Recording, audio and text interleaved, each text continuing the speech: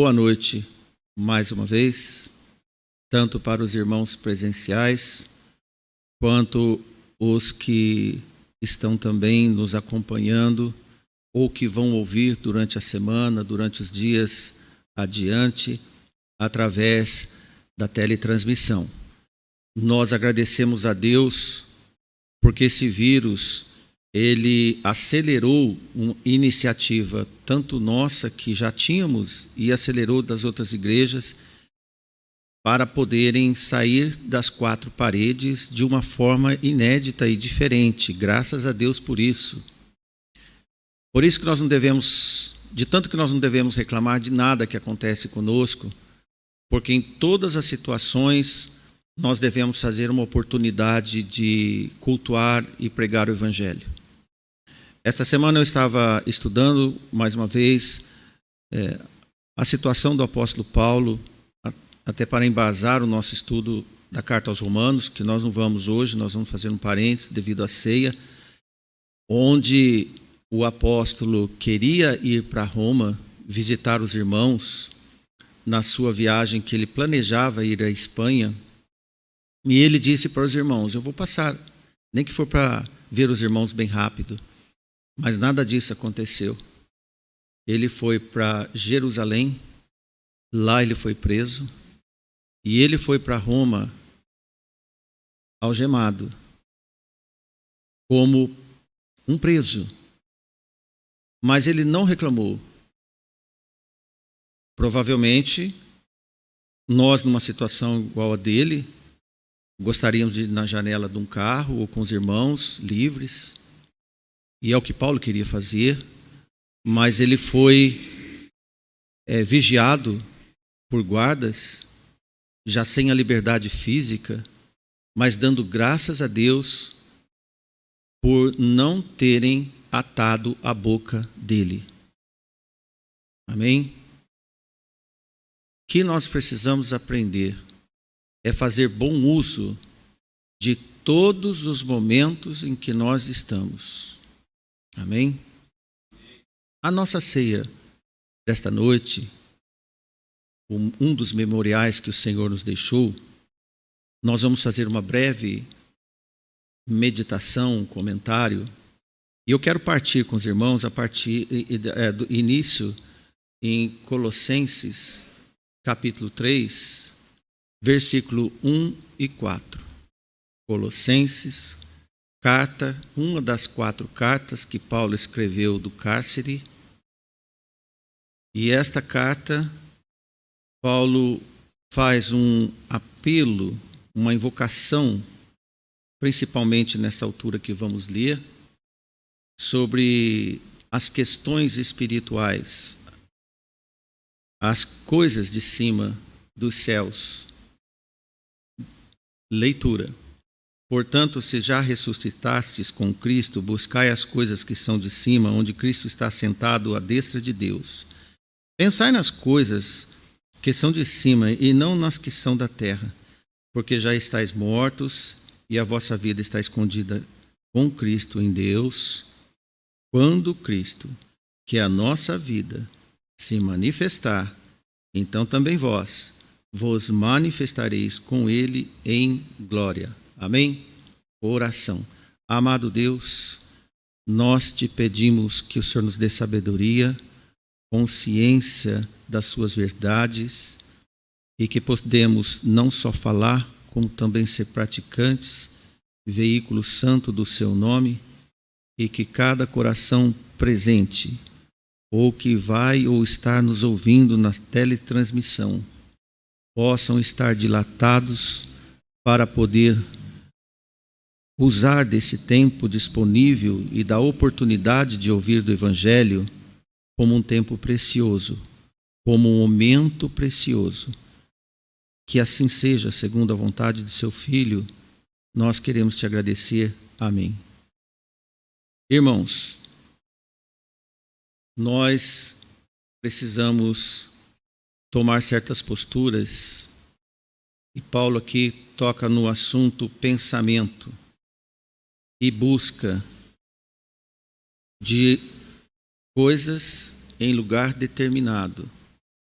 E ele diz que nós devemos buscar as coisas de cima, onde Jesus Cristo está sentado à destra do Pai, e não perder tempo com as coisas da terra, como ele escreve no versículo 2.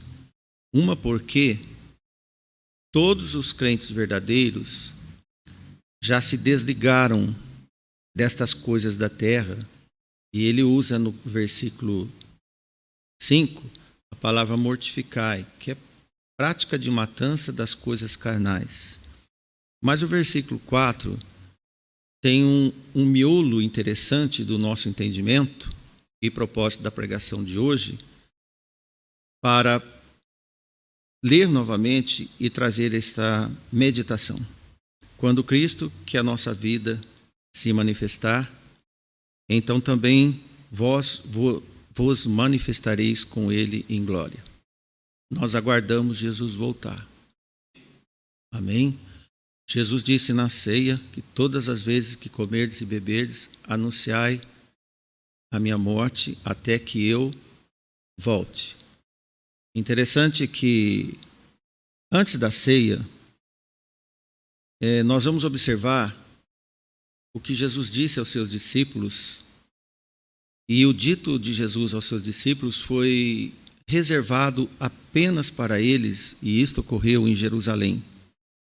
Enquanto isso, Jerusalém estava toda movimentada, peregrinos vindo, as coisas todas num certo, não tumulto, mas uma movimentação atípica para os preparativos da Páscoa e da festa dos pães ázimos.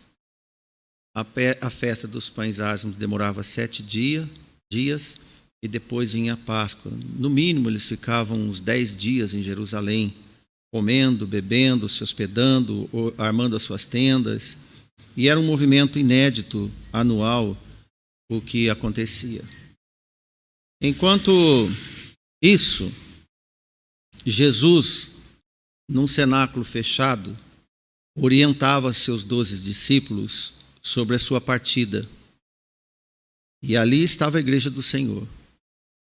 O fundador da igreja, com seus 12 primeiros seguidores, passando instruções para eles, e ele dizendo que o seu corpo ia ser aniquilado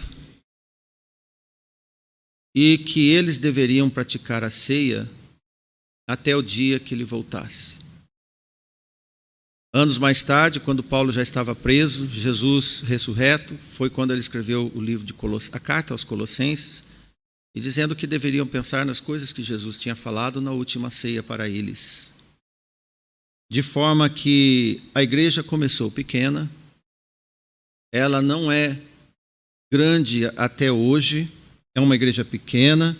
Jesus disse, meu pequeno rebanho, e durante toda a história, a época da igreja, Jesus deixou para os seus discípulos e comissionou todas as igrejas locais a anunciar a volta de Jesus e pregar o evangelho do arrependimento. Amém? Jesus disse em Lucas 12:32, não temais, ó pequeno rebanho, porque a vosso Pai agradou dar-vos o reino. Jesus não guardou segredos sobre o que Deus quer de nós. E ele disse aos seus discípulos, porque o nosso Pai do céu se agrada em dar aos seus seguidores, aos que creem no seu Filho, o reino eterno.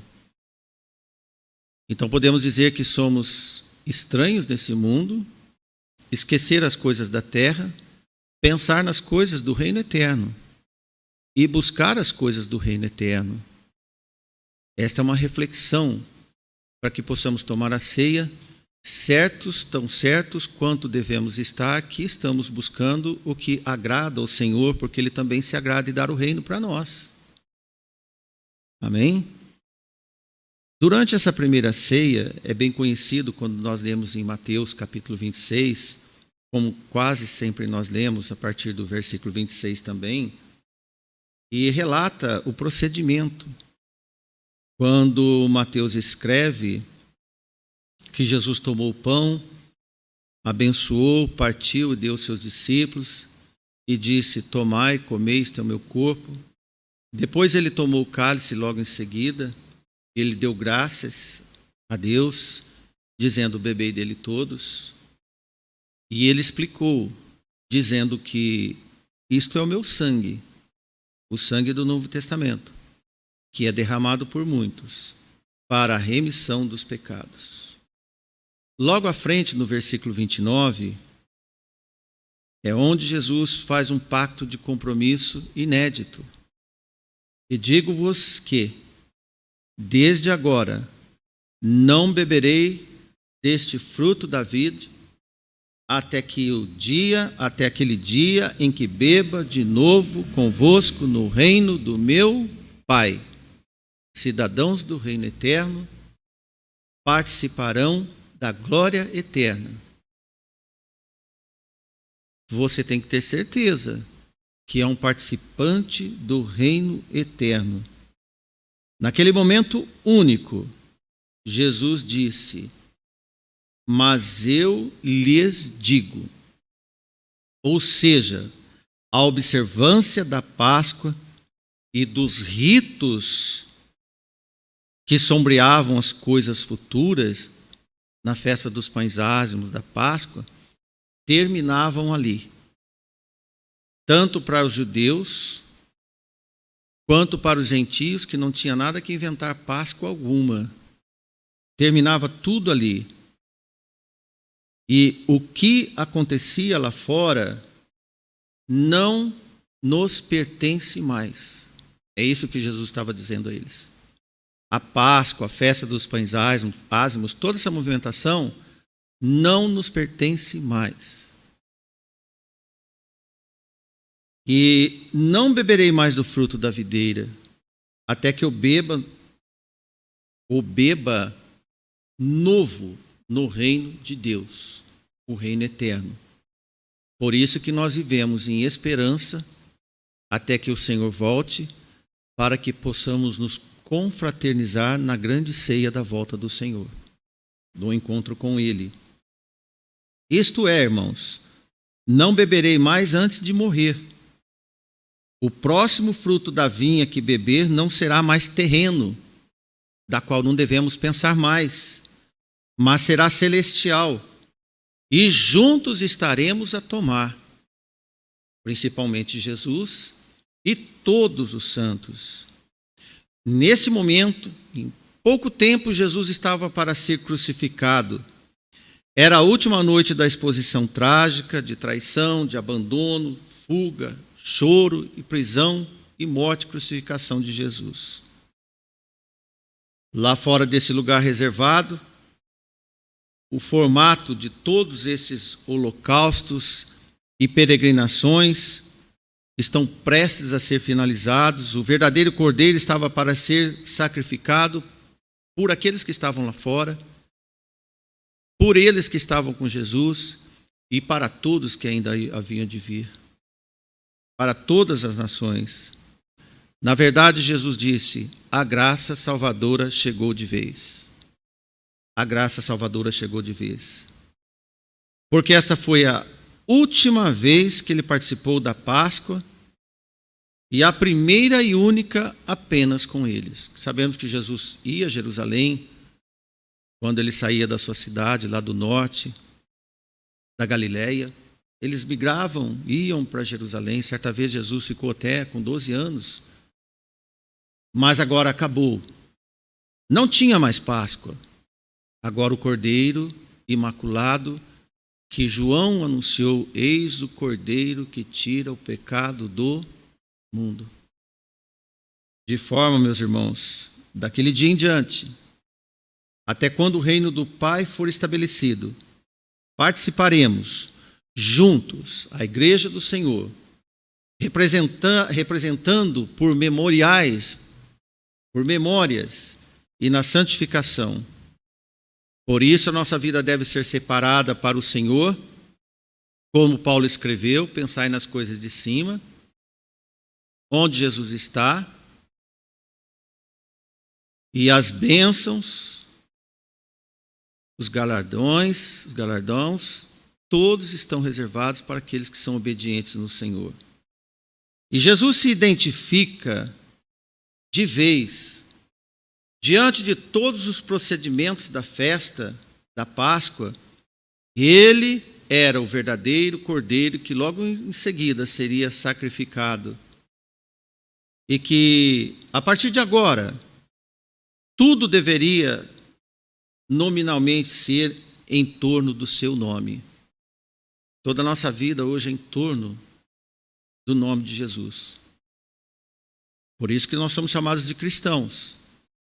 E devemos aceitar esse título como discípulos do Senhor, sem receio, porque o Senhor cumpriu a sua missão e nos deixou para também cumprirmos a nossa missão nessa terra, e devemos cumprir.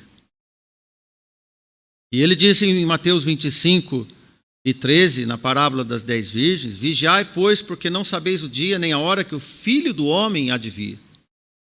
Nós devemos ser vigilantes, atentos, cuidadosos.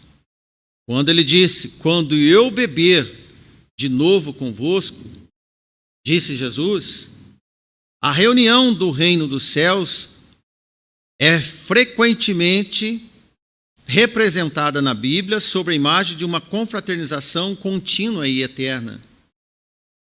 As bodas do Cordeiro. O que celebramos hoje aqui nesta ceia é uma sombra do reino eterno do Pai. As bênçãos, os triunfos da vida futura, da redenção, estão preparados desde lá dos céus para cada um de nós. Então pensamos para onde nós iremos, para onde vai se fazer acontecer a nossa redenção, virá junto com o Senhor. Por isso, meus irmãos, em Apocalipse 19, versículo 7, regozijemo-nos e alegremo-nos e demos-lhe glória, porque vindas são as bodas do Cordeiro, e já a sua esposa se aprontou, a igreja do Senhor. E foi-lhe dado que se vestisse de linho fino, puro e resplandecente, porque o linho fino são as justiças dos santos. E disse-me: escreve, bem-aventurados aqueles que são chamados à ceia das bodas do Cordeiro. E disse-me: estas são as verdadeiras palavras de Deus. Amém, irmãos? Quero chamar a atenção para o último versículo que nós lemos em Apocalipse 19, versículo 9. E diz que bem-aventurados aqueles que são chamados à ceia das bodas do Cordeiro. Bom é que você tome a ceia hoje e também tome a ceia do Cordeiro com Jesus. Não deixe acontecer de você tomar a ceia aqui e depois não tomar, não for convidado para tomar com Jesus. E nesse tempo você tem que ter certeza, porque nós vemos escrito sobre as justiças dos justos. Não a justiça que eu imagino ter, mas a justiça que nós aprendemos na palavra de Deus, sobre o fruto do Espírito e as suas virtudes que vemos em Gálatas 5:22, por exemplo. Sobre o que nós vemos dizer, o que Jesus escreveu nas pregações, ouvimos dizer, em Mateus capítulo 4, capítulo 5, quando ele diz que nós devemos amar nossos inimigos para que possamos ser herdeiros do reino do céu, filhos do Deus Altíssimo, entre outras colocações bíblicas que devemos nos atentar. Como haverá alegria nos céus, não será diferente na manifestação dos que esperam no Senhor aqui nessa terra, devido às injustiças deste mundo e das apostasias. Hoje é um tempo para nós de peregrinação e até de tristezas. Como o justo homem Ló, que vivia em Sodoma, aflito e angustiado todos os dias por ver as coisas más, mas quando Jesus voltar, tudo será diferente. Por isso que a volta do Messias é relacionada a um casamento santo. Lembrar que o mundo, com as suas religiões, suas apostasias, os mundanismos, não vai acontecer mais. Porque a igreja do Senhor deve se comportar como uma noiva pura que aguarda o seu noivo. Em 2 Coríntios, capítulo 11, versículo 2, nós lemos: porque estou zeloso de vós com zelo de Deus, porque vos tenho preparado para vos apresentar como uma virgem pura a um marido, a saber, a Cristo. Compreende? Atente ao que Paulo escreveu a Corinto, à igreja de Corinto, que ele tinha zelo, e ele era zeloso. Zelo de Deus, não era capricho pessoal, era um zelo de Deus, como apóstolo, para preparar a igreja e apresentar a igreja do Senhor como uma virgem pura a Cristo. Quando? No dia que ele voltar. No dia em que Jesus voltar. Significa, meus irmãos, que o nosso Senhor Jesus Cristo estará e participará da alegria conosco no céu, para que todos os santos possam compartilhar as honras e a alegria do mundo celestial, como nós vemos em Colossenses capítulo 3, logo no início. Pela grande salvação que será reapresentada, ou que será apresentada no reino, na ressurreição dos mortos, e que será comemorada em glória celestial com um novo uso do fruto da videira no reino eterno. Por isso que nós lemos em Colossenses capítulo 3, versículo 4, quando Cristo, que é a nossa vida, se manifestar, então também vos manifestareis com Ele em glória. Não mais como nós estamos hoje, mas preparados, especiais, para poder entender melhor tudo que vai acontecer. Por enquanto nós vivemos em fé e esperança. Quando Cristo voltar, nós não precisaremos mais de fé e nem esperança. Nós viveremos completos com o Senhor. Nós vamos entender coisas que hoje nós não compreendemos. E será maravilhoso.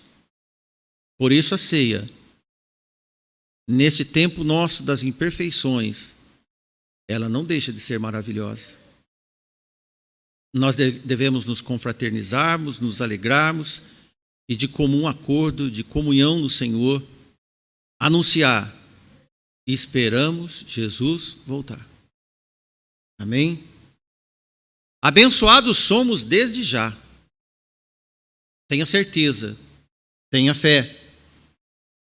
O que falta para nós muitas vezes é capacidade para enxergar tudo que Deus tem nos feito e, além do mais, as promessas que nos aguardam. Ele faz agora e nos promete melhor.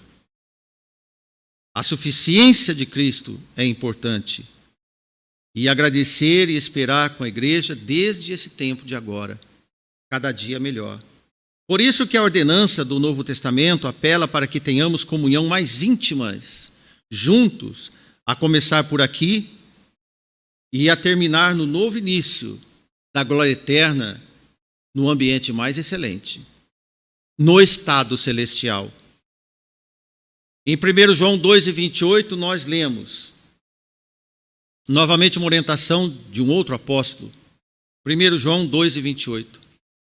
E agora, filhinhos, permanecei nele, para que quando ele se manifestar, tenhamos confiança e não sejamos confundidos por ele na sua vida. E não sejamos confundidos por ele na sua vinda. Confundir é não saber direito o que está acontecendo. Confundir é não ter certeza e é Jesus não conhecer. É não entender quem foi você. E você deve tomar cuidado agora. Não viva a vida que você quer. Vive em obediência que Deus quer que você obedeça. Nós nos identificamos com Cristo agora, não no dia da sua vinda. Agora você tem que se identificar com Cristo, ser fiel, ler a palavra, estudar a palavra, orar, viver em comunhão com os irmãos. Esquecer certas frases horríveis que a gente ouve, ou ouvia pelo menos, graças a Deus não tenho ouvido. Eu não consigo viver com o irmão aqui, mas no céu provavelmente eu vou viver com ele. Cuidado com essas frases, esses desacertos humanos, que Deus não é mecânico para consertar as coisas no último dia. Jesus morreu na cruz para você se acertar agora. Se você tem alguma coisa contra o irmão, vai e pede perdão para ele e vive união. Não pense em se acertar com ele no reino dos céus. Não vai ter oportunidade. Com seu parente, com seu vizinho, seja lá com quem for. Se tem dívida, arrependa-se. Não pensa que no dia de Cristo será um dia de acerto e de oportunidades. Será um dia de julgamento e um dia de encontro celestial. Tristeza para uns e eterna alegria para outros. Eterna melancolia e desapontamento e remorso para muitos e para o pequeno rebanho, uma eterna alegria de confraternização espiritual. Creia e viva o que nós ouvimos e vemos na palavra de Deus. Amém? 1 João 3, 2 e 3, ainda nós podemos embasar melhor estas orientações. Quando nós vemos: amados, agora somos filhos de Deus, e não é manifestado o que havemos de ser. Mas sabemos que quando ele se manifestar, seremos semelhantes a ele, porque assim como ele é, veremos. O mesmo João agora dizendo que agora somos filhos de Deus. Ainda não foi manifestado bem certo, nós não entendemos direito o que havemos de ser, mas sabemos que vai ser maravilhoso. Amém? Mas nós sabemos que quando ele se manifestar, o que ele for, nós também vamos ser. O que Jesus for, nós vamos ser. E, assim como ele é, nós veremos. Isto é, seremos como ele é e veremos como ele é. Nós vamos saber quem vamos ser. Amém? No versículo 3, João continua: e qualquer que nele tenha essa esperança, você tem? Ele diz: purifica-se a si mesmo, como também ele é puro. Olha, o primeiro versículo, o versículo 2, nós encontramos João dizer do que será quando ele vier. O versículo 3 diz do que nós temos que ser antes dele vir. Cuide-se agora, porque quando ele vier, nós estaremos preparados. E qualquer que tem esta esperança, irmãos, purifique-se a si mesmo. Amém? Por isso que nós vemos em Colossenses capítulo 3, buscai as coisas que são de cima, onde Cristo está assentado. E se já ressuscitastes com Cristo, buscai as coisas de cima. Olha, nenhum de nós ainda ressuscitou. Mas todos nós devemos viver como ressuscitados. Talvez você não compreenda, Mas você pode compreender que quem tem esperança, purifique-se a si mesmo. Quando você busca as coisas puras de Deus, você tem uma vida de ressuscitado para poder encontrar com o seu Salvador. Em Tessalonicenses, 2 Tessalonicenses capítulo 1, versículo 7, nós encontramos: e a vós que sois atribulados, você é descanso conosco. Quando isso, irmãos? Neste mundo, nesse tempo? Não. Quando se manifestar o Senhor Jesus desde o céu com seus anjos do seu poder. Quando Cristo voltar, essas atribulações, essas frustrações, essas injustiças que Jesus pregou no Sermão da Montanha, a partir do capítulo 5 de Mateus, quem tem sede de justiça, é esses que Jesus buscava. E se você está nessa mesma situação daqueles que Jesus pregou, pode ter certeza, o seu descanso está reservado. Está reservado quando Cristo se manifestar. Então nós podemos dizer: Maranata, ora vem, Senhor Jesus. Maranata, ora vem, Senhor Jesus, porque esta terra já está manifestando a proximidade do dia do Senhor. Os homens do mundo estão cumprindo as profecias, porque os crentes não esperam no Senhor. Alguma coisa está acontecendo errado. O mundo está correndo do jeito que o Senhor falou que ia acontecer. Jesus disse em Mateus capítulo 24, 28, que haverá guerras, haverá pestes, haverá tudo. Tudo isso está acontecendo. E muitos crentes dormindo. Muitos crentes dormindo.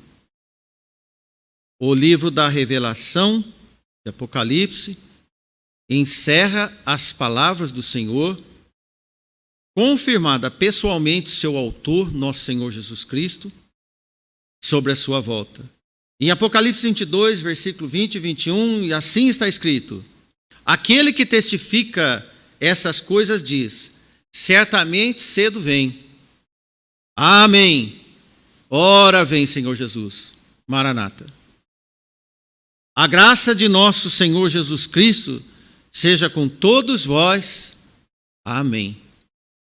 Irmãos, não devemos viver esperando surpresas que são desconhecidas de nós.